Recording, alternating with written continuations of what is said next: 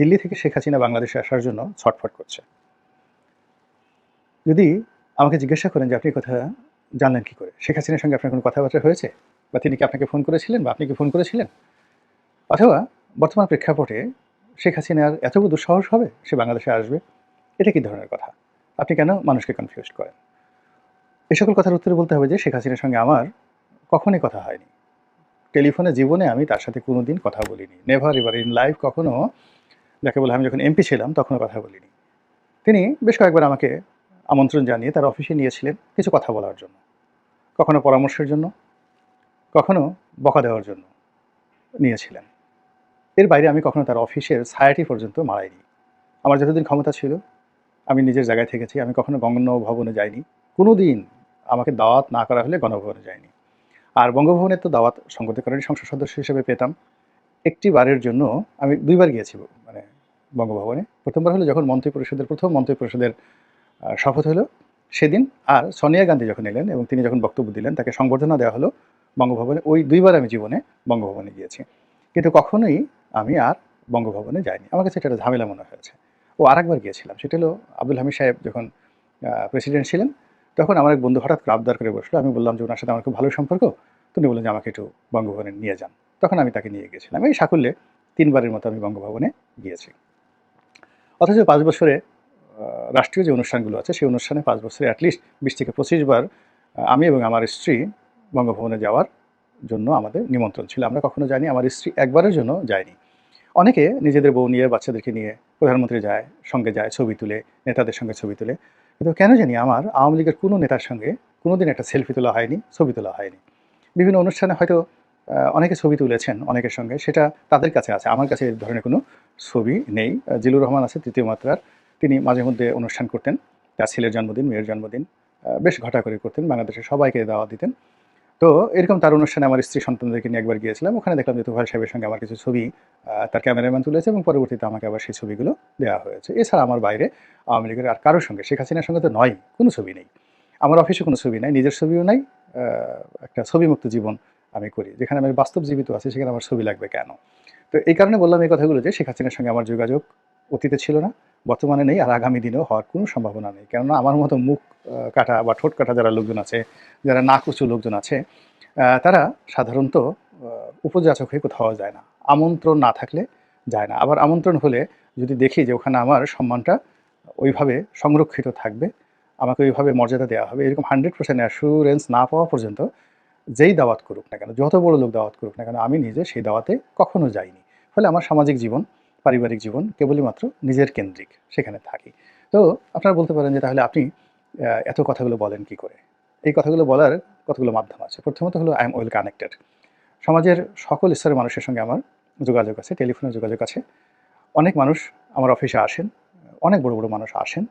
আবার সমপর্যায়ের আমার যারা বন্ধু-বান্ধব আছে তাদের সঙ্গে আড্ডায় বসি, এক টেবিলে বসি। সেখানে আলাপ আলোচনা হয়। আলাপ আলোচনার মধ্যে অনেক যাকে বলা হয় সত্য বের হয়ে আসে, গোপন বিষয় বের হয়ে আসে। দ্বিতীয়ত আমি পড়াশোনা করি। পত্র-পত্রিকা পড়াশোনা করি, সামাজিক মাধ্যমে যথেষ্ট সময় কাটাই এবং যে সকল বই পুস্তক পড়লে মনের দরজা খুলে যায়, কল্পনা এবং চিন্তার জগৎ খুলে যায় এবং পরিবেশ পরিস্থিতি অনুধাবন করা যায়, সে সকল বই আমি সেই ক্লাস 6-7 থেকে পড়াশোনা করে আসছি, এখন পর্যন্ত পড়াশোনা করি। এরপর আমি ব্যক্তিগতভাবে একটা চরিত্র মেইনটেইন করি।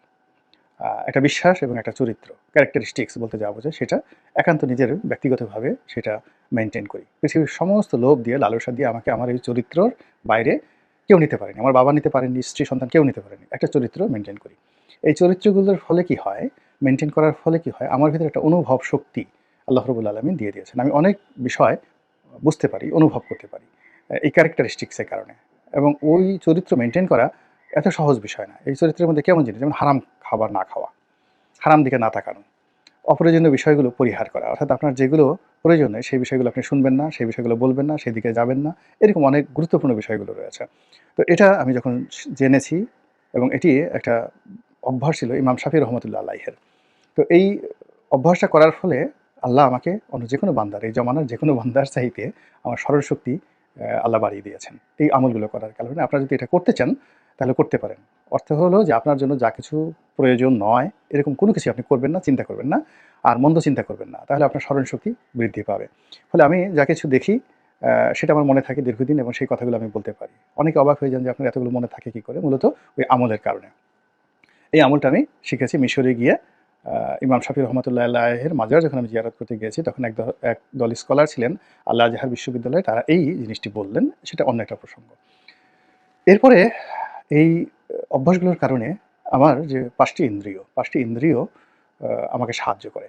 পঞ্চেন্দ্রিয় সাহায্য করে। আমার শ্রবণ শক্তি, আমার চোখ, আমার চামড়া, আমার অনুভূতি সহযোগিতা করে। ফলে অনেক অনাহত বিষয় থেকে আমি নিজেকে রক্ষা করতে পারি এবং অনেক ১০ বছর ১৫ বছর আগে আল্লাহ রাব্বুল আলামিন আমার জীবনে আমাকে একটা সুযোগ করে দেন যে আমি ১০ বছর পরে যে দুর্ঘটনাটি ঘটবে, তার থেকে আমি ১০ বছর আগেই নিজেকে আলাদা করতে পারি। ছোট্ট একটা উদাহরণ দিই। ধরুন ২০১৪ সনে আমি আওয়ামী লীগের রাজনীতিতে কোন পর্যায়ে ছিলাম, শেখ হাসিনা এবং শেখ রেহানা আমাকে কী পরিমাণ স্নেহ করতেন। তারপরে জয়, পুতুল থেকে শুরু করে তাপস, পরশ, ওই পরিবারে যারা লোকজন ছিলেন, প্রত্যেকটা মানুষের সঙ্গে আমার কী পরিমাণ সম্পর্ক ছিল, আওয়ামী লীগের যারা শীর্ষ নেতৃত্ব আছেন তাদের কাছে একটু জিজ্ঞাসা করে দেখতে পারেন। তো সেই আমি, যেখানে সালমান এফ রহমান সাহেবের মতো মানুষকে সঙ্গে কেউ এটা টু শব্দ করতে সাহস পেত না, তার মতো মানুষের সঙ্গে আমি একেবারে শেষ দিন পর্যন্ত প্রতিযোগিতা করে চলেছি। তো সেই প্রতিযোগিতায় আমি যে জেলে গিয়েছি, এটা আমি ইচ্ছা করে জেলে গিয়েছি। কিন্তু আমার অপশন ছিল জেলে না যাওয়ার, অনেকগুলো অপশন ছিল। কিন্তু না, আমি জেলে গিয়েছি। এটা আমার ইচ্ছা করেই আমি জেলে গিয়েছি। তারপরে জেল থেকে বের হয়ে আমি আর পার্লামেন্টে যাইনি এবং ২০১৪ সনে আওয়ামী লীগের মনোনয়ন পর্যন্ত কিনিনি। এই যে আওয়ামী লীগের মনোনয়ন কিনিনি ২০১৪ সনে, ২০২৪ সন পর্যন্ত এই ১০টি বছর ১১টি বছর আমাকে বিভিন্ন কথাবার্তা শুনতে হয়েছে। কিন্তু আমার মনের মধ্যে সবসময়ই একটা ইতিবাচক ধারণা ছিল যে আমি সঠিক পথে আছি। একদিন না একদিন সবাই অনুশোচনা করবে আর আমি তখন বিজয়ী হব। এখন চিন্তা করুন যে আমি যদি আওয়ামী লীগের এমপি থাকতাম, মঞ্চে থাকতাম, অথবা ধরেন একেবারে ১৪ তে আমাকে মনোনয়ন দিল না, ১৮ তে দিল না, কেবলমাত্র আমি আওয়ামী লীগ করতাম। এই কারণে আমার যে অবস্থাটা থাকতো, আমি কি এখন আপনাদের সামনে এইভাবে কথা বলতে পারতাম? এই যে বিষয়টি, এটি আল্লাহ রাব্বুল আলামিন আমাকে দিয়েছিলেন সেই ২০১৪ সনে। যার কারণে আমি একটা কঠিন সিদ্ধান্ত নিতে পেরেছিলাম। এভাবে জীবনের ব্যবসা-বাণিজ্য, পরিবার-পরিজন, ছেলে-মেয়ে অনেক গুরুত্বপূর্ণ সিদ্ধান্ত আমি ১ মিনিটে নিয়েছি, যেটি অনেকে হয়তো ২ বছর ৩ বছর চিন্তা ভাবনা করেও পারেনি। তো সেই অনুভব থেকে, এই যে একটা অনুভব, সেই অনুভব থেকে আমার কাছে মনে হচ্ছে যে শেখ হাসিনা বাংলাদেশে আসার জন্য ছটফট করছে। এমনকি তিনি যদি সুযোগ পান, তাহলে দিল্লির যে নজরদারিতে তিনি এই মুহূর্তে আছেন, কঠোর নজরদারিতে আছেন, সেখান থেকে তিনি পালিয়ে হলেও বাংলাদেশে ঢুকবেন এবং বাংলাদেশে ঢুকে তাকে যদি মরতে হয়, লোকজন যদি তাকে পাড়িয়ে মেরেও ফেলে, এটা তিনি জানেন। তার বাবাকে মেরেছে, তার পরিবারকে মেরেছে, তাকেও মারতে পারে, এটা তিনি জানেন। তারপরেও তিনি বাংলাদেশে আসার জন্য ছটফট করছেন। এখন প্রশ্ন হলো কেন করছেন, কিভাবে করছেন, সেটা নিয়ে আমি পরে আলোচনা করব। প্রথমত, শেখ হাসিনা ঝুঁকি নিতে পছন্দ করেন। তিনি সাহসী। তো তার সাহসের কতগুলো নমুনা আপনারা দেখতে পাবেন। যারা শেখ হাসিনার খুব ঘনিষ্ঠজন ছিলেন, তারা কিন্তু ৫ তারিখে তার কাছে গেছেন, ৪ তারিখে, আগস্ট মাসের ৪ তারিখে গেছেন। অনেকগুলো বিকল্প প্রস্তাব দিয়েছেন, ছাত্রদের সঙ্গে বসার, জরুরি অবস্থা জারি করার, মার্শাল ল দেওয়ার, ডক্টর মোহাম্মদ ইউনূসের সঙ্গে নেগোসিয়েশন করার, তারপরে ভারত চলে যাওয়ার, আরও অনেক কিছু। তিনি সবাইকে ধীর স্থিরভাবে বলেছেন, খুব ভয় পাচ্ছ? ভয় পেলে আমার কাছে আসবে না। ভয় পেলে আমার কাছে আসবে না। তোমরা যার যার অবস্থানে যদি পালাতে হয় তোমরা পালাও, আমাকে ইনফ্লুয়েন্স করার চেষ্টা করো না। তিনি তার সিদ্ধান্তে অটল ছিলেন। বোঝার চেষ্টা করুন। এবং সবার শেষে দেখেন তিনি যখন হেলিকপ্টারে উঠে যাচ্ছিলেন, তার চোখে মুখে তিনি যে ভয় পেয়েছেন, যাচ্ছেন, আতঙ্ক, গোস্বা, ক্ষোভ কোনো কিছু ছিল না। তিনি বরং বিরক্ত। আপনি দেখবেন তার চেহারার আই কন্ট্যাক্ট দেখবেন। তিনি যখন হেলিকপ্টারে উঠছিলেন, তিনি বিরক্ত ছিলেন যে এভাবে কেন তাকে জোর করে উঠিয়ে দেওয়া হচ্ছে। তিনি সেখানে শক্তি প্রয়োগ করার ক্ষমতা যদি থাকতো তার, তিনি সেই শক্তি প্রয়োগ করতেন। তিনি তার যারা আপন যারা লোকজন আছে তাদের প্রতি তিনি ঘৃণা পোষণ করেছেন, বিরক্ত প্রকাশ করেছেন। এটা চোখে মুখে দেখলেই বুঝতে পারবেন। কিন্তু তার মধ্যে কোনো আতঙ্কের কোনো ছাপ ছিল না। ৩ নম্বর হলো যে তার আপনজন যারা ছিলেন, ওই মুহূর্তের শেষ পর্যায়ে যারা ছিলেন, তারা সবাই কেউ কাঁদছিলেন, কেউ আহাজারি করছিলেন। তিনি তাদের কারো দিকে তাকাচ্ছিলেন না। তার একজন মহিলা কর্মচারী ছিলেন বা সচিব ছিলেন। তো তিনি তাকে জড়িয়ে ধরে কান্না করার চেষ্টা করেছেন। শেখ হাসিনা তাকে সান্ত্বনা দিয়েছেন। একটু আবেগপ্রবণ না হয়ে তিনি ধীর এবং স্থিরভাবে হেলিকপ্টারে উঠে গেছেন। তো এই যে তার যে সাহস, এই সাহস তিনি যখন নিরাপদ, অর্থাৎ এতটা বিপদের মধ্যে, যেখানে বলা হচ্ছে আর ২০ মিনিটের মধ্যে জনগণ গণভবনে ঢুকে যাবে এবং চারিদিকে তখন গণভবনে ঢোকার জন্য, দেয়াল ভাঙার জন্য তখন পিটানো হচ্ছে, আপনি গিয়ে দেখবেন যে গণভবনের অনেক ওয়াল ছিদ্র করা। তো সেই শব্দ শেখ হাসিনা শুনতে পাচ্ছেন, চারিদিকে লোকের আওয়াজ শুনতে পাচ্ছেন, কিন্তু তখনও তিনি ধীর স্থিরভাবে উঠে যাচ্ছেন। এটা একটা চারটিখানি বিষয় নয়। তার বাবারও এরকম সাহস ছিল। তাকে যখন গুলি করা হলো তার পূর্ব মুহূর্ত পর্যন্ত তিনি বীরের মতো দাঁড়িয়েছিলেন। যারা বলে যে তিনি ভয় পেয়ে পশ্চিম পাকিস্তানে আশ্রয় নিয়েছেন, তাদেরকে বলবো যে তাকে যারা গুলি করেছেন তাদের নিকট শেখ মুজিবুর রহমান, বঙ্গবন্ধু শেখ মুজিবুর রহমানের সাহস সম্পর্কে জানার চেষ্টা করেন। একজন মানুষ, তিনি আলটিমেটলি জেনে গেছে যে তার সন্তানকে মেরে ফেলছে, স্ত্রীকে মেরে ফেলছে, পরিবারের সবাইকে মেরে ফেলা হয়েছে। একেবারে হি ওয়াজ দ্য লাস্ট ম্যান, এক ব্যক্তি। ওই অবস্থাতে পাঞ্জাবি পরে, লুঙ্গি পরে, হাতে তার যে পাইপ সেটা ধরিয়ে পাইপ টানতে টানতে মনে হয় যেন কিছু ঘটে নাই। তোমরা কারা, কেন এসেছো, এত বড় সাহস, আমি দেশের প্রধানমন্ত্রী, আমার ঘরে এসেছো। আপনি আমি ওই অবস্থায় হলে হেগে দিতাম ঠিক মতো রুমের মধ্যে, চোখের তলে পালিয়ে হেগে নিজের হাগু নিজে খেতাম। এখন বাইরে থেকে, দেশে থেকে যে সকল লোক শেখ মুজিবুর রহমানকে নিয়ে বাজে মন্তব্য করেন, তার সাহস নিয়ে, শক্তি নিয়ে, ওই লোকদেরকে যদি এরকম একটা অবস্থায় আয়না ঘরে নিয়ে চিৎ করে ফেলে দেওয়া হয়, মুহূর্তের মধ্যে দেখবেন যে পায়খানা করে দিয়েছে। তো কথা মুখ থাকলেই বলতে হয় না, বাস্তবতা হলো এরকম। এবং সেই যারা ছিলেন, মেজর মহিউদ্দিন, মেজর নূর, এই দুজন ছিলেন সেখানে। তারা অস্ত্র হাতে নিয়ে কাঁপছিলেন, খালি বলতেছেন বঙ্গবন্ধু স্যার স্যার স্যার, আপনি চলেন, আপনি চলেন।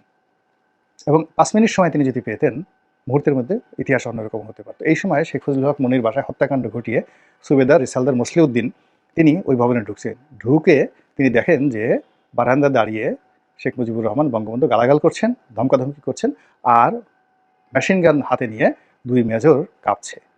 তো তিনি হি ওয়াজ এ সিরিয়াল কিলার। তিনি এই পরিস্থিতি বুঝতে পারেন। তিনি আর বার্গেনিংয়ে না জড়িয়ে ইউ ব্লাডি এই কথা বলে তিনি ওপেন ফায়ার করে দিলেন সঙ্গে সঙ্গে 1 সেকেন্ডের মধ্যে। এই হলো মূল কাহিনী। তো যে লোক অস্ত্রের সামনে দাঁড়িয়ে এইভাবে কথা বলতে পারে, সে পাকিস্তান আর্মিকে ডেকে নিয়ে পুরো স্ত্রী, পুত্র, সন্তানকে অরক্ষিত রেখে তিনি পাকিস্তানে পালিয়ে যাবেন, এর চাইতে নির্বোধ চিন্তা আর পৃথিবীতে হতে পারে না। যাই হোক, শেখ হাসিনা সেই বঙ্গবন্ধুর কন্যা, সেই বঙ্গবন্ধুর কন্যা। তো কাজেই তার সাহস নিয়ে দুনিয়ার সব মানুষ সন্দেহ পোষণ করতে পারে, আমি সন্দেহ পোষণ করব না। আমি নিজে দেখেছি আমাদের দক্ষিণাঞ্চলে আগুনমুখা নদী আছে, একটা জায়গা আছে, 5টা নদীর স্রোত সেখানে গিয়ে ভয়ঙ্কর একটা অবস্থা তৈরি করে, আগুনমুখা নদী। সেই আগুনমুখা নদীর সেই জায়গাতে এখনও মানুষ বড় লঞ্চ তৈরি করে, জাহাজ নিয়েও যেতে সাহস পায় না। আমি একবার সেখানে যাচ্ছিলাম অনেক দূরে, আগুনমুখা নদীর যে জায়গাটাতে ওই গোল চক্করটা হয়, মানে যেখানে গোল হয় তার থেকে বহু দূর দিয়ে সোনার চলে যাচ্ছিলাম। আমি যখন শুনলাম যে কাছাকাছি আগুনমুখা, আমার ভয় লাগলো। কিন্তু শেখ হাসিনা সেই বর্ষাকালে সেই আগুনমুখা নদীর ওই জায়গা দিয়ে স্পিড বোর্ড নিয়ে লাইফ জ্যাকেট ছাড়া তিনি ওইখান দিয়ে পার হয়ে গেছেন। ওই গলাচিপা 10 মিটার বিস্তীর্ণ চর অঞ্চলে সেই বর্ষাকালে তিনি স্পিড বোট নিয়ে তিনি সেখানে করেছেন। This is Sheikh Hasina. তো কাজেই তাকে যারা চিনেন না, তারা তাকে নিয়ে অনেক কথা বলতে পারেন। খালেদা জিয়ার এরকম সাহস আছে। খালেদা জিয়া সে সাহসীটা আর একটা ব্যাপার, সেদিন আরেকদিন বলবো। তো আমি যেটা বলছি যে তিনি সেখান থেকে আসার জন্য ছটফট করছেন, এবং তিনি আসার মতো তার সাহস আছে, শক্তি আছে, এবং 111-এর সময় তিনি সেই কাজগুলো করেছেন। তিনি সমস্ত দেশ জাতিকে, মঈনুদ্দিন ফখরুদ্দিনকে চ্যালেঞ্জ জানিয়ে, সমস্ত রাষ্ট্রশক্তিকে চ্যালেঞ্জ জানিয়ে বাংলাদেশে এসেছেন, এবং বাংলাদেশে এসে তিনি গ্রেপ্তার বরণ করেছেন। এগুলো এক। 2 নম্বর হলো তিনি আসতে চাচ্ছেন কেন?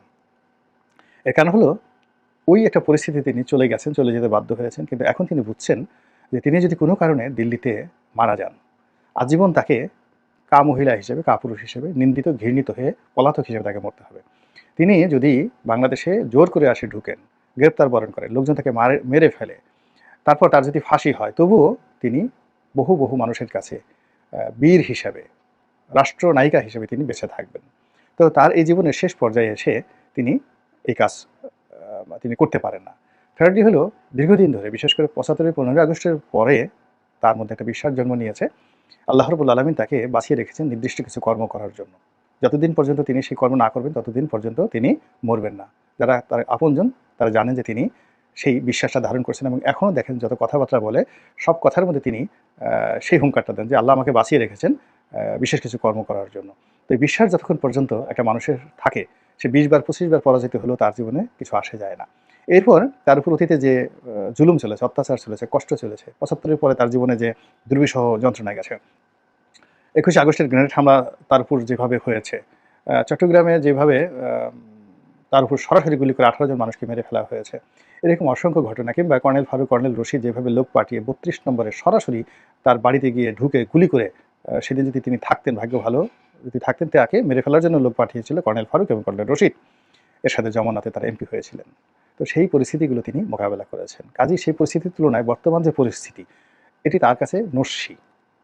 আগে যে সকল বিপদ তিনি মোকাবেলা করেছেন, অর্থাৎ বিএনপির মতো একটা প্রচণ্ড শক্তিশালী দল তাকে অ্যাবান্ডন করার চেষ্টা করেছে, এরশাদ তাকে করার চেষ্টা করেছে।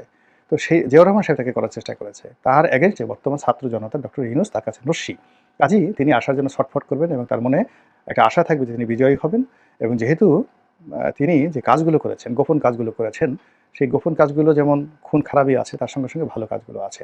তো একাকী তিনি যখন চিন্তা করেন, তার গোপন কুকর্মের সংখ্যা যদি বেশি হতো, তিনি বড় কথা বলতে পারতেন না, কেউ পারে না। আর যখন একাকী হিসাব করে যে আমি 10টা মন্দ কাজ করেছি, 25টা ভালো কাজ করেছি, তখন তার মধ্যে এক ধরনের সাকসিয়াত পয়দা হয়ে যায়। তো তার যে কণ্ঠস্বর, সেই কণ্ঠস্বর শুনে মনে হচ্ছে যে তিনি খুব সহজে ছাড়বেন না, আসার চেষ্টা করবেন। কিন্তু দিল্লি এখানে তাকে নিয়ে খেলছে। দিল্লি তাকে এখান থেকে উঠিয়ে নিয়ে গেছে কৌশল করে। নচেৎ তিনি যদি বাংলাদেশে থাকতে চাইতেন, থাকার তার জায়গা ছিল।